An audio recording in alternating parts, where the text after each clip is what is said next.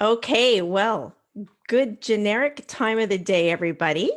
Delighted to have everyone here and joining us here on Podcasting Cherry Pop. And today I'm very excited. You'll see we have Hail Sound joining us today. And you see the little meerkats all have their mics. Those are Hail Sound mics, Michelle. Yes. And today our guest is Michelle. Michelle is from Hail Sound in the States. And you're going to tell us everything about sound and mics and make us very wise to the ways of audio production. I'm going to try. Yeah. So it is Heil Sound. Heil, I'm so sorry. No, that's okay. People do that all the time because nobody wants to say it that way. It's our founder's last name, Bob Heil. Okay. So that was a question that we got profusely when we started distributing in Germany was why are you called Heil Sound? So yes. that. And actually we have Jerry Garcia of the Grateful Dead to blame for that because our company used to be called Ye Old Music Shop, which is a terrible name. And he told our founder that that was a terrible name and that he couldn't remember it. And he said, "What's your last name?" And he said, "Heil." And he said, "Call it Heil Sound." So Jerry Garcia of the Grateful Dead named Heil Sound. There we go. That's a good story. Yeah. So can I screen share? Yes. I thought I took that off, but there you go. Okay, I'm going to do this. And, oop, hold on, sorry. I'm going to do the desktop one. Here we go. Close this up and present. So are you seeing just my screen now? Yeah, there's a little view of you and I on the side, or a view on the side, actually. I'm watching it good. on Facebook, so it's perfect. Okay, awesome. So thanks for having me today. I'm Michelle Levitt. I'm the creative and marketing director for Heil Sound, and I've been with Heil Sound for about 16 years. And before I was at Heil Sound, I was a musician. So I've been using microphones for about 25 years, and I'm also a podcaster. So I've done everything in podcasting from hosting to production to even editing. And I used to own my own podcasting studio. It was called Too Much Neon in Buffalo, New York. And we helped businesses start podcasting for content marketing purposes. We had 4 different shows at the studio there. And I know you're not supposed to pick favorites like with your kids, but I definitely have a favorite podcast that I've worked on. And it's the Heil Sound podcast, which is 50 years of maximum rock and roll. And if you heard me talking at the beginning about the naming of Heil Sound, that's just one of the many stories that we shared in that podcast. It's sort of an autobiographical podcast with our founder, Bob Heil, and it was an amazing thing to do. He's worked with bands like the Grateful Dead and the Who, and it was just a lot of fun to sort of help someone create an autobiography for themselves. So, so as I've worked with a lot of podcasters, not Heil Sound, one of the biggest challenges that all of those shows have faced is the microphone. How to sound good, how to be comfortable using a mic. And I want to share some of that with you today. And my goal today is to give you the tools to approach your mic with confidence. So let's see if I can get this to, there we go. Okay. So this is what we're going to cover today in microphone technology. Hopefully we can give you a good overview so that you can understand your sound. We're going to go over types of microphones, dynamic and condenser, sound treatment, what do you need, element placement, so where's the microphone element inside the body of the microphone, polar patterns and their implications, rear rejection and why it matters, frequency responses and EQ. We're going to go over gain, spoiler alert, it's not a volume knob. We're going to go over microphone connections. Those are XLR and USB. And we're going to go over some microphone technique tips. I want to help you get the best sound out of your mic.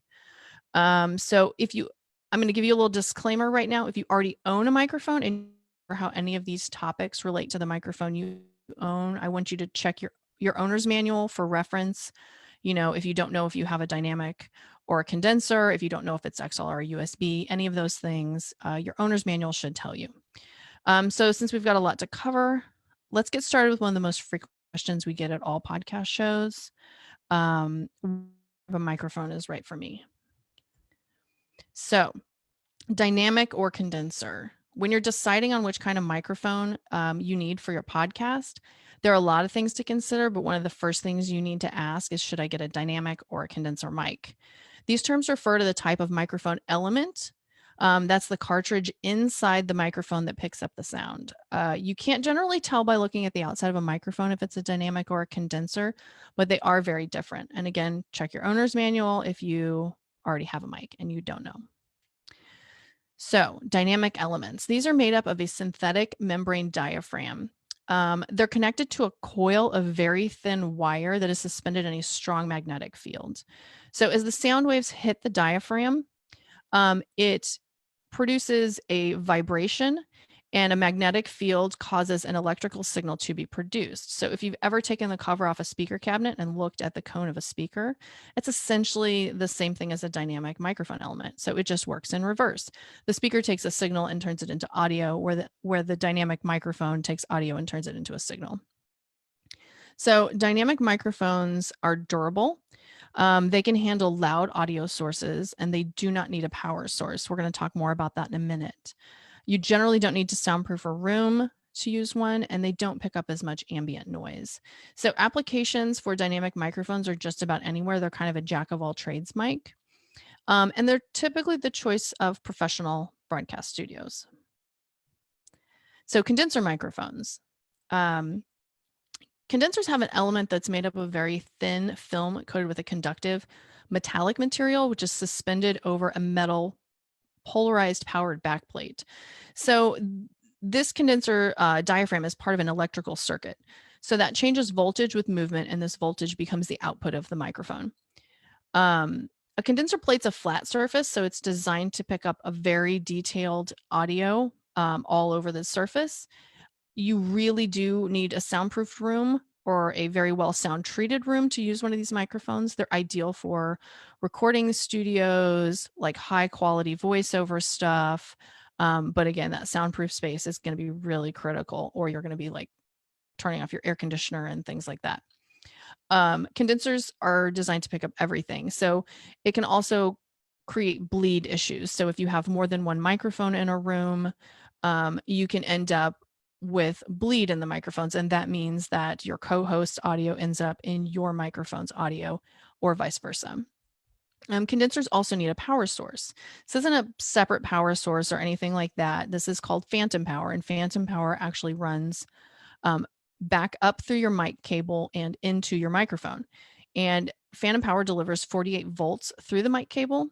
Any mixer or interface, or even a computer in the case of USB mics, will provide the power for phantom power. And since we're talking about condensers, let's talk about various kinds of sound treatment. So sound waves like smooth, flat surfaces to bounce off of, and depending on the sensitivity of your microphone, you probably need some sort of sound treatment. So this is a soundproofed room. If you're going to be using a high quality condenser like the one pictured here, this is the ideal environment for that. I've done professional voiceover in a room like this with very nice, very expensive condensers, and they sound amazing. But you get in that room, they close the door, and you can, I think the first thing I said into the mic was, I think I can hear the hairs on my tongue. And the other thing you need to consider is, if you're going to have a mic like that in a space like this, that you're going to be recording like solo. If you were doing an audiobook, this would be a great way to do it. If you want a host co-host sort of situation, this is not going to be a good setup, because you're going to get that bleed that we talked about. This is an amazing space. This is Blackbird Audio in Nashville, Tennessee. I've been in this room. This is an example of sound diffusion. So sound diffusion is just a series of uneven surfaces that break up sound waves trying to bounce off of flat surfaces. And what's behind me is sort of a DIY version of this. I sit in front of a bookshelf sort of at an angle, and any sound that would have slapped off the wall behind me and potentially into the business end of my microphone is being diffused into different directions or just sort of floating into the back of the bookshelf and getting lost back there. So sound dampening. This can range from anything from like a moving blanket hung on the wall to something like this. So this is my podcast studio in Buffalo, New York. And what we have here is a large canvas that I had printed. This is actually sound diffusing fabric. So it's got teeny tiny holes all over it that you really can't see unless you get really up close to it.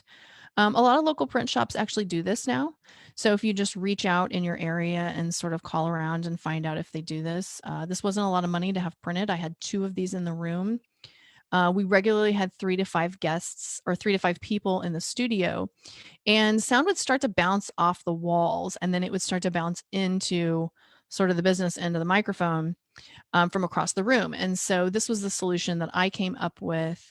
Anything that can sort of cut down that sound bounce is what you're looking for. Oh, and by the way, don't do this.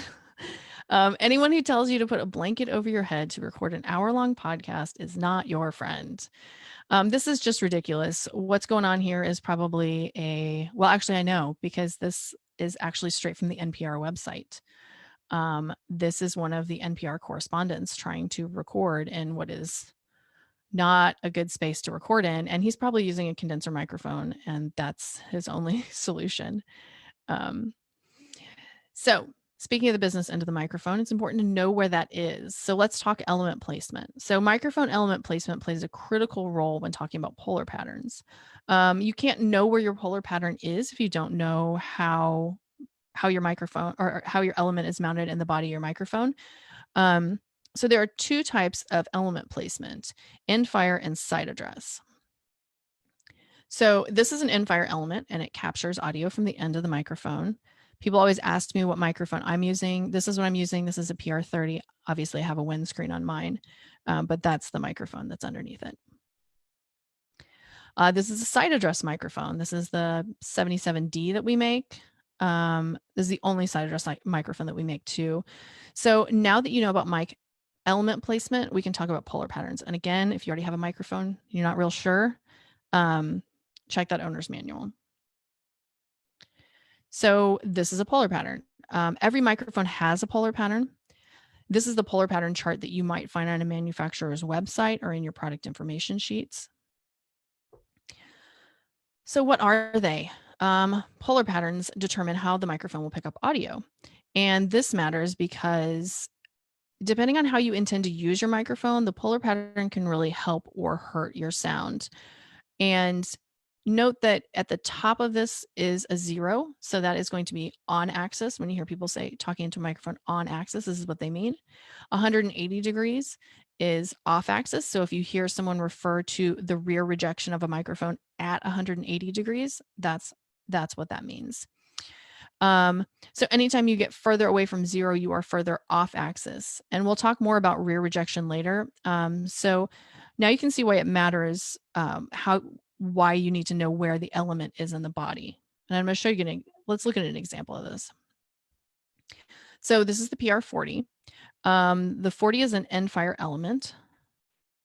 If we could see inside the 40, this is what it would look like. That's the capsule at the top. And you can see that the microphone element is really high up in the body and close to the windscreen.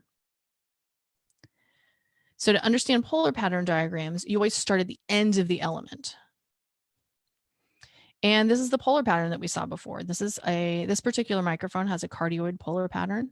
It means it picks up audio out of the end of the microphone element and slightly off axis, but it does not pick up sound out of the sides of the body or out of the back of the microphone. And there are different types of polar patterns. So the types of polar patterns dictate the application.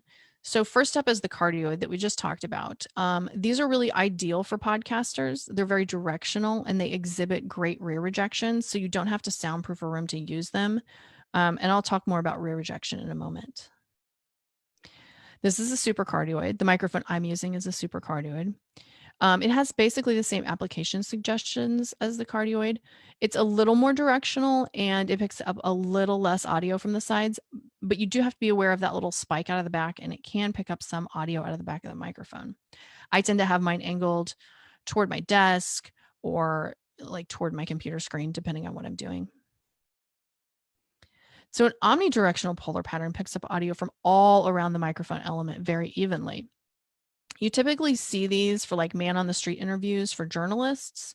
They're ideal for this application because you can just sort of jam it in somebody's face and not have to worry too much about where they are on the microphone or if they move their head a lot. These are not great if you're going to be recording at a desk. It's going to pick up keyboard clicking, papers shuffling, all that sort of stuff. If you're using a lapel mic, it is probably an omnidirectional microphone. That's the one sort of instance where you would not want to talk directly into the microphone, would be like a lapel mic. If you've ever used one of these microphones, you know it's not good for recording more than one person for a podcast because you're just going to end up with a lot of noise. So bi-directional polar patterns, these can be used to record more than one audio source. These are popular in like recording studios for music, like with drums and things like that. But they're very directional, so you have to be very careful with the placement, and you can't move the microphone at all.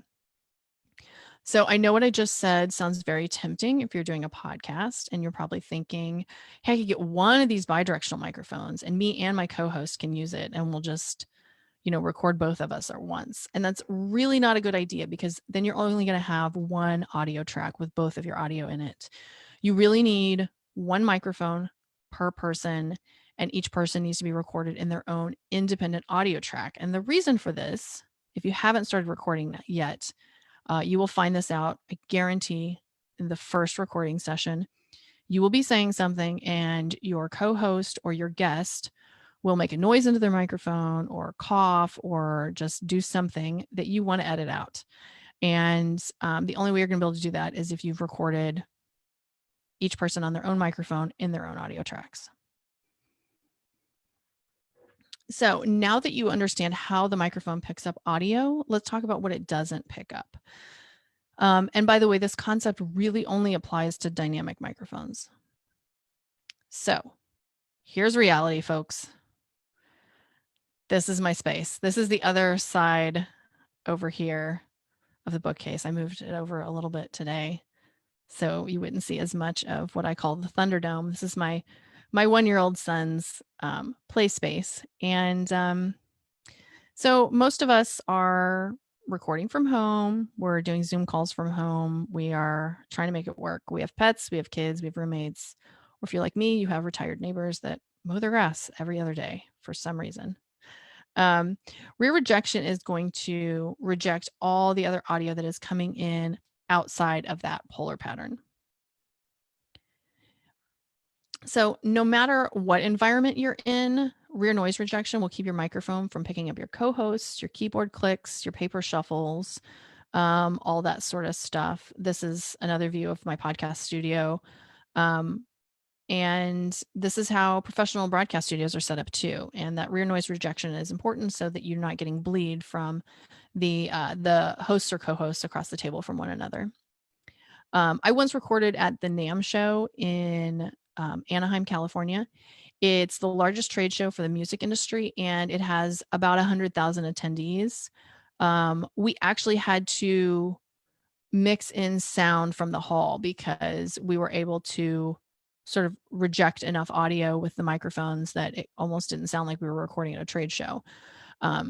So that's something to think about if you're recording in an environment like a coffee shop, or maybe you record in your restaurant that, you want it to sound like you're in your restaurant. You can always record a separate audio track for a noise track, or an ambient noise track, as you would call it. But make sure that your audio is clean and clear, and the rear noise rejection is important for that aspect. So the other thing too is, the guy with the rug over his head, he probably didn't have any rear noise rejection. So you don't want a rug over your head. Now that you understand where the microphone picks up audio and where it doesn't pick up audio, let's talk about frequency response of a microphone. So this is a frequency response chart. This is the range of sound that a microphone can reproduce, and each microphone has its own unique frequency response, and that frequency response affects how the microphone will sound on any given person. Now, people sometimes make a bigger deal out of this than what it is. What you really need to pay attention to is that 2 to 5 kilohertz range on this diagram. Those are the red bars. This is the section in the frequency response that is roughly where the human voice is most articulate. And this will mean that the microphone will have a very natural sound on your voice. If you don't like how your voice sounds, some very thoughtful EQ can help that.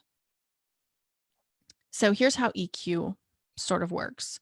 You can use your EQ controls on an outboard mixer or in your digital audio workspace or a DAW, and you can adjust the EQ of your microphone. So if you want your audio to be warmer, you increase the lows. Conversely, if it's too muddy, you decrease the lows. If you want your microphone to be more articulate, you increase your mids. And if it sounds too nasally, decrease the mids. If you want more presence, increase the highs. And if it's sounding a little too harsh, decrease the high end. These can also be used in any combination to really dial in your sound.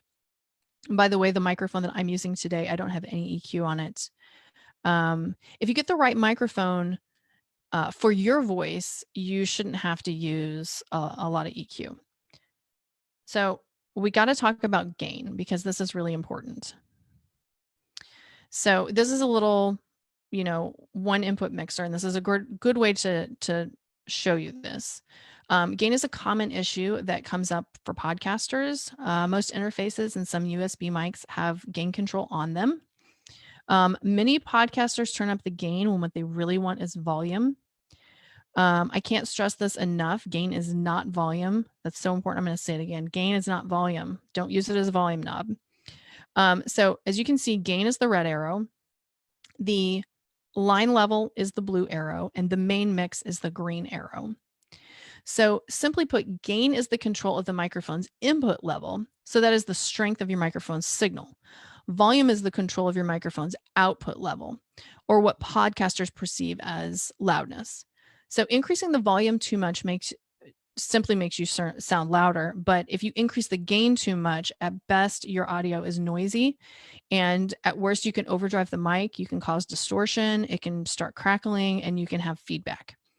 So it's best to keep your gain levels around 50 to 60% to start, and adjust just barely, to see how much you need for your particular mic. If you're using a mixer like the one pictured, you can then adjust your channel level. So that's the blue arrow to control for the volume on that level. So if you have a mixer with more than one line, you can adjust each person's line level. So maybe you have one host or co-host who talks louder than the other person. This is where you would adjust that. And then the main mix would be the overall volume of both of you coming out of the mixer. Now, if you're using an interface or a USB mic, those tend to have outboard gain controls, and to change the volume, you'll need to go into your DAW or your computer to adjust that. So too often podcasters are adjusting gain, not only for volume, but to compensate for bad microphone technique. If they're too far away from the mic, they'll start increasing the gain so that they can hear themselves. That's just really not a good idea. You're going to start picking up things like your air conditioning blowing, your dishwasher running in the other room, just all sorts of noise. And I'll explain more about proper mic technique a little later. So XLR or USB, one of the most common questions that beginner podcasters are pondering is if they want an XLR or a USB mic. So a common thing I hear podcasters talk about is they'll come up to me and say, I have a USB mic. That doesn't really give me any information. What you need to talk about your microphone in terms of is condenser or dynamic, not USB or XLR. That doesn't really tell you much. You can have condenser or dynamics that are XLRs.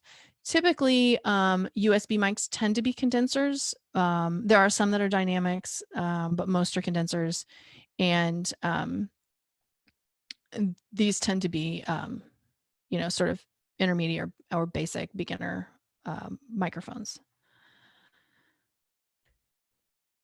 So let's talk about these a little more. So the 3-pin XLR connector is sort of the industry standard for professional audio and professional broadcast studios. This is an analog signal that requires either an adapter, a mixer, or an interface. Some mics will need some sort of preamp or processing. A well-designed microphone should not need any of that. This usually applies only to dynamic mics since condensers are powered through phantom power. Mentioned earlier, that phantom power will be supplied through a USB connector. If you're going the condenser USB route, the USB plugs directly into your computer. And like I said, these are typically sort of entry level microphones. A lot of people are upgrading from USB to XLR as they sort of scale their podcasts too. So this last section is maybe the most important one. Good mic technique will solve a lot of your problems. Unless your product manual specifically tells you not to talk directly into the mic, like we talked about with that omnidirectional mic, these tips are going to be pretty universal. So first of all, you're going to talk 2 finger widths away from your grill. Now I know that might seem close if you're not used to doing that. But I like to use a pop filter like the one pictured here in this slide to sort of train people on what that feels like. When they sort of get over that weirdness, you could take away the pop filter if you don't really need it, or just keep it to make sure, you're not being too plosive into your microphone. So just keep that nose on that pop filter, and that just gives you an idea of how close you're supposed to be. Once you get used to talking in your microphone like that, it'll just be second nature. I use a windscreen on mine. I tend to be sort of a heavy nose breather, so this is the best thing for me. You do want to talk into your microphone slightly off axis. So that's, this is sort of on axis. Remember we talked about that 180 and that 0-degree mark on the polar pattern. This is off axis for this microphone. As I get further off axis, the audio is going to sort of fall away. So you want to make sure that you are right in the sweet spot of that microphone, and not move outside that polar pattern too much. The number one tip that I would give every new podcaster is monitor your audio. As you just heard, you won't know if you're off your microphone unless you're listening to yourself. So if you get over here and say something brilliant, nobody's going to hear it. So that's really important that you can hear yourself so that you know that what you're recording is going to sound really good. If you can't get good studio quality headphones, at least wear earbuds or something. I mean, just really any sort of monitoring, and not just where you can hear your guest, but to where you can hear yourself. That's important. The last thing a post-production person wants to hear is, you can fix that, right? It's like, no, there are some things that you really can't fix. So I'm going to switch off of screen share. Oh, where are you? Stop share. Here I am. Okay, so I want to show you guys some tips about how to get really good audio and how to sound your best in your microphone. So the first thing I'm going to say, and your grandmother's going to love this, is sit up straight. It keeps your breathing nice and even. And this is a good tip. Chris and I were talking before the show started about voiceover work. A lot of times when I do voiceover, I actually stand up. So I use a boom arm so I can just sort of pull the microphone up, and then I can just sort of be comfortable standing, and then I make sure my posture is good. This is going to make your breathing easier if you're reading a lot, like maybe you're recording the intro of your show or you're recording ad spots. This is a great way to do it and to practice your microphone technique at the same time. So the other big technique that I give to people is, you're only talking to here. Don't talk across the room. Even if you have a co-host, get used to the idea of just talking to your microphone. So you're not talking as loud as you would. Don't yell into your mic. That's never going to sound good. There are ways to inflect enthusiasm and to sort of change your voice without doing that. We're actually going to be recording a video very soon talking about some of these tips. And another good thing that I would say is just practice, practice, practice. Get on a Zoom call with your best friend. I had a great idea the other day, and I'm going to share it with all of you. I think that a great practice tip would be, call your great aunt, call your grandmother, and record the audio, interview them, ask them questions that you would want to know or you want your kids to want to know, and just practice your podcasting technique, practice asking them questions, practice using your microphone. Maybe it's something that you only share with your family as a holiday present or a birthday present, to your mom. Here's grandma's story about when you were 5 years old or something. But it gives you the practice that you need to get comfortable with your microphone, comfortable hearing yourself. Um, I think everybody, when they first start out and they hear themselves on a microphone, they go, "Oh God, I hate my voice." It's like a thing. There's studies about this. Everybody hates their voice. It's not you. I'm sure professional voiceover people, the first time they used a microphone, said, "I hate my voice." So just get used to it. Practice, practice, practice. I can't say that enough. I know a lot of people are like, "Oh, just record a podcast and put it out there." I am not one of those people. If you had never cooked a meal before, would you like invite all your friends over and try that for the first time and be like, "Here, enjoy"? No. So I think of podcasting sort of the same way, like just practice it. So another good tip is to find your sweet spot. So this is going to depend on where you're at. So I sit in this room at an angle because it helps the sound diffusion and stuff like that. It also gives me some decent lighting from around my house. Um, Another tip is try different rooms in your house. Some rooms might sound better than others. Maybe facing your bookshelf straight on is not as good as at an angle. Maybe sitting in front of your window bounces too much noise back into your microphone. Just be very aware of your environment and maybe take your mic out of its boom, walk around the room, sort of find where that spot is. And then instead of just going, "Oh, I'm going to set my desk up here because this is where I want to set it in the room," maybe you set it up somewhere that's a little more conducive to the best sound for your space. So I think those are some really great tips for people that are getting started out, how to get comfortable on the mic, and how to get comfortable with themselves.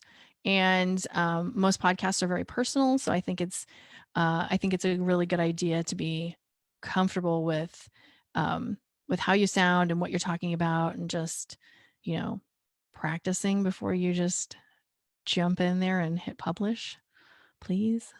um it's like when I put out my first podcast, which was 50 years of maximum rock and roll, I sent it out to some well-respected podcasters because I wanted their feedback, and they were really surprised that that was my first podcast because it sounded so professional. And I was like, "But I'm Heil Sound. If I put out a garbage sounding podcast, that would be the worst thing ever." So just realize that too. Like if you're doing this as a part of your business model, remember that that professionalism is something that people are going to judge you on, whether they mean to or not. So try to just make yourself sound as good as you can, whether that's what you're talking about or the kind of microphone you're using or the environment that you're recording in. Just be really conscientious of that. So I'm going to go back to the screen share really quick.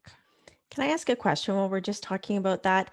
Is it Sure. true that a mic might be great for one person but not another, just by the sound of their voice? For sure. That's a great question, actually. And we get that a lot. And I get that a lot because I don't use a PR40. I use it every once in a while when our PR guy sort of shames me into using it, but it's not a great mic for my voice. The 30 is a much better microphone for my voice that we make. And it makes me feel more confident because it's, to me, when I'm talking into it and when I'm hearing myself, I sound like myself.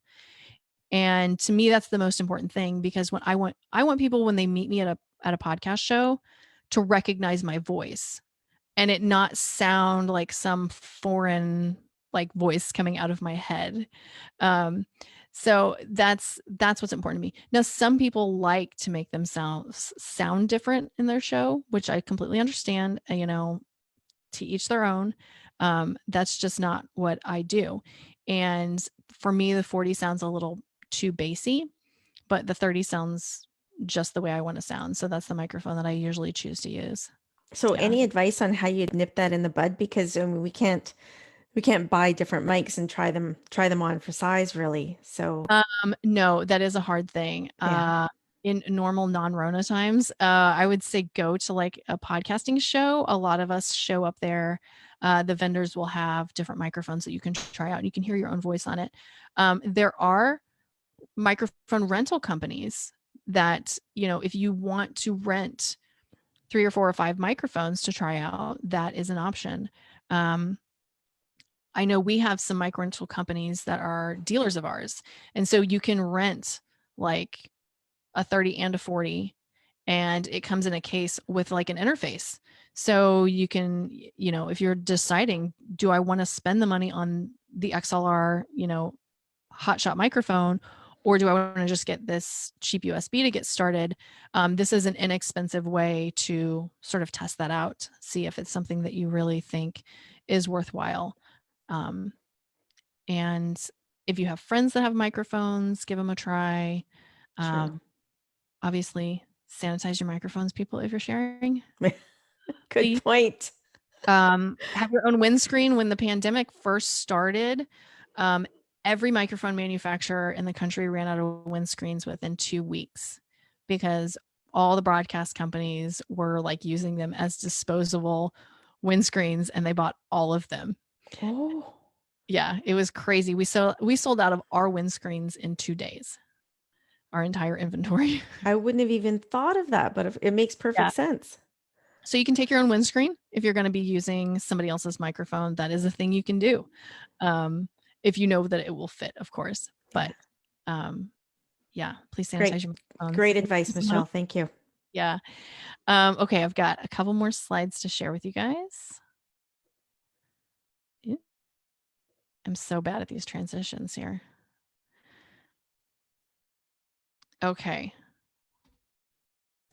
So to summarize, we have covered types of microphones, sound treatment, element placement. I mean, we've gone across the board. So I know this was a lot. Some of these concepts you've probably heard before. Now, hopefully you understand them a little better. Many of the topics can go much deeper, but I hope this has at least given you the building blocks for great audio for your podcast. I like to tell people that a microphone is a tool for good audio, and you have to have the right tool for the job. A screwdriver is a great tool unless what you need is a hammer. So get the right kind of microphone for you and your environment and use it in the right way. And you won't ever have to worry about your audio again. So as a thank you to you guys, I have a landing page set up for you guys at heilsound.com/microphones101. You can download the slides. I have a replay. I have a version of this talk on there. You can sign up for our email list if you would like. We do have a specific like podcasters email list. So if you don't want stuff about drums or, all the other stuff that we make microphones for, you can just select just podcasts. Or if you're a drummer, select both, whatever. And we've got a 15% off code for you guys as thank you for listening to this. And you just use coupon code podcast 101. That's good through September 30th. And if you go to this landing page at heilsound.com/microphones101, all this info will be there, as well as a link to the web store where you can use that discount code. And that is only good on the Heil Sound web store. So back to you guys. That's great. Thank you so much. I used your 15% discount from PodFest to get my new headphones, which I love. They're super comfy. The sound is amazing. So thank you. I love it. Have you used the phase reversal switch yet? Well, you know what? I haven't figured out what it's for.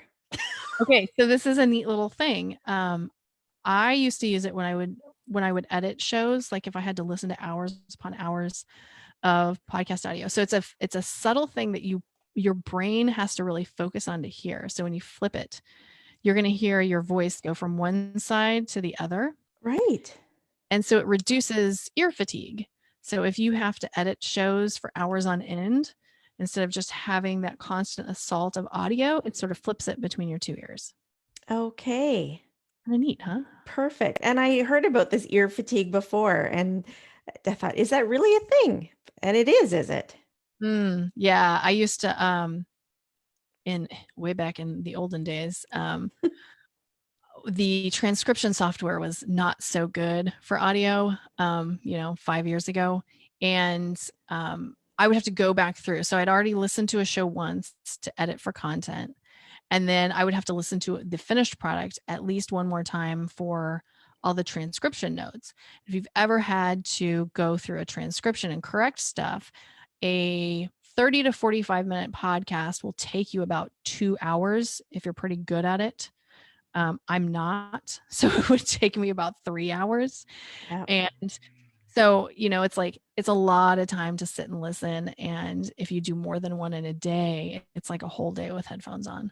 And it can get really exhausting mentally. So it's nice to have the little phase reversal switch.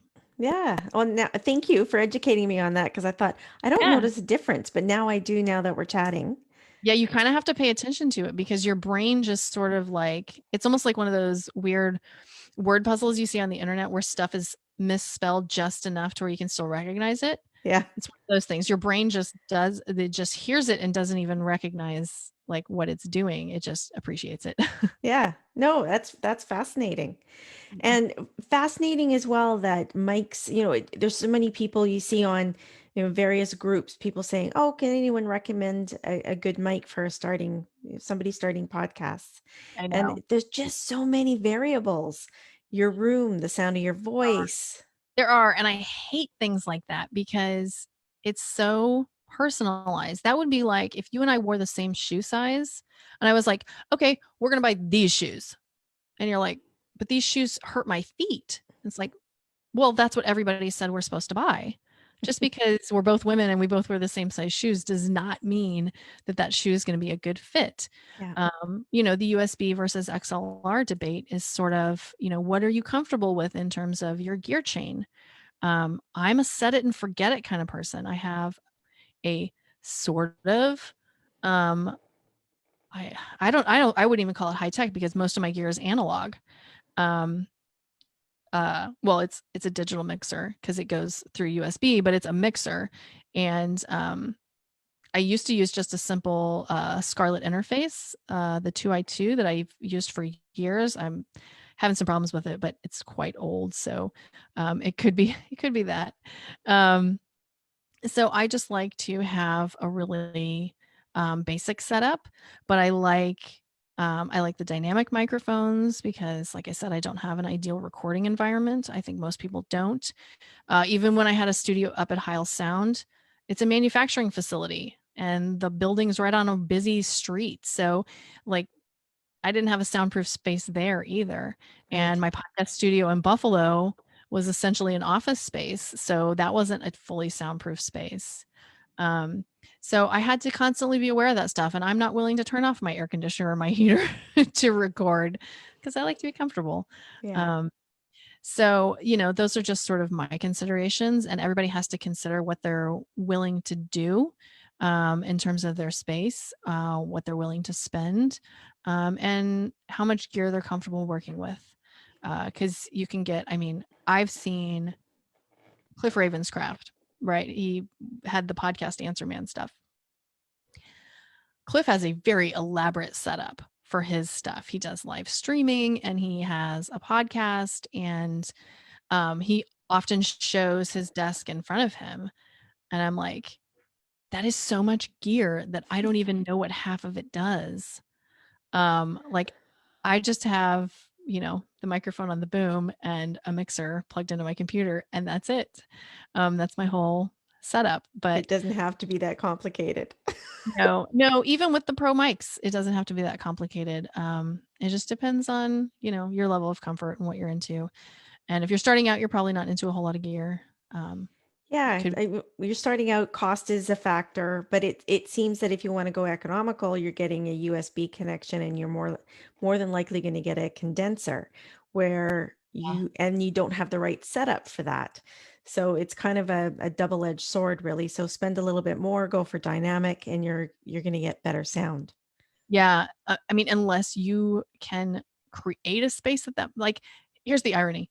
The USB condenser microphones are cheaper, but you're going to have to spend more money to make them sound good by soundproofing and sound treating your room or sitting in your closet or turning off your air conditioner. And it's like, so like, where did the savings go Exactly. Yeah. when you put all the sound treatment or stuff like that? So, you know, again, it's, individual differences. One of the worst questions we get when we go to trade shows is, which microphone should I get?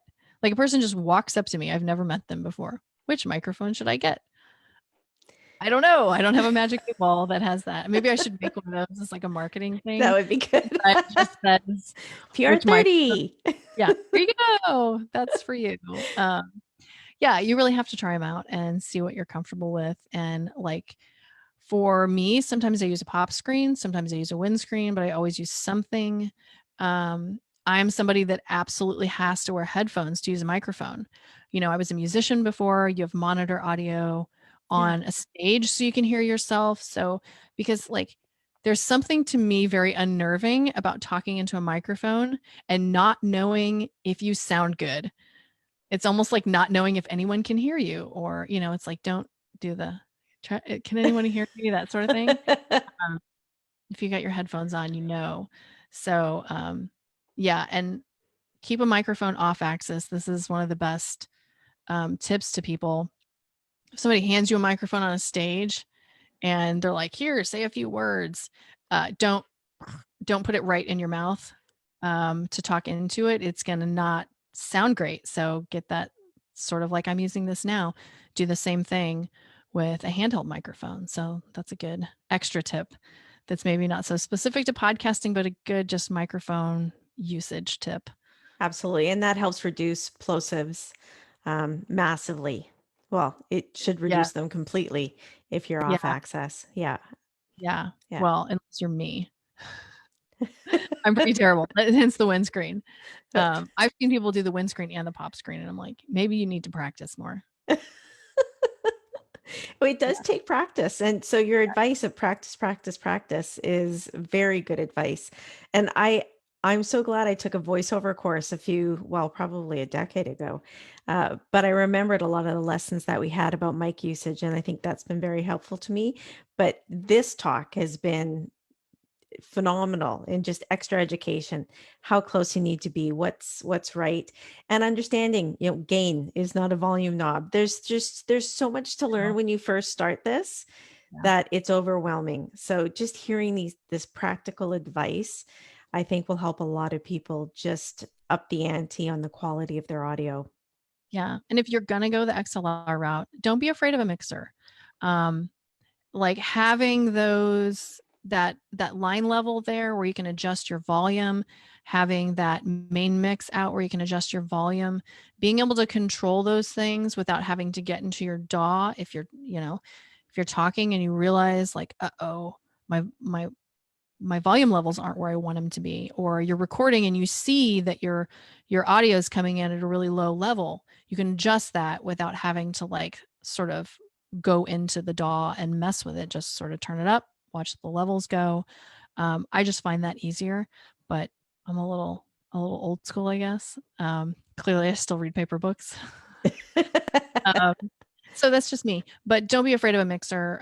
They're not as complicated and scary as they seem. Most all of them now have USB plug straight in. So plug Yeah, your microphone in and plug that mixer in, and you're good. And you can get away with getting, like these are not as expensive as a lot of people think. This microphone I'm using is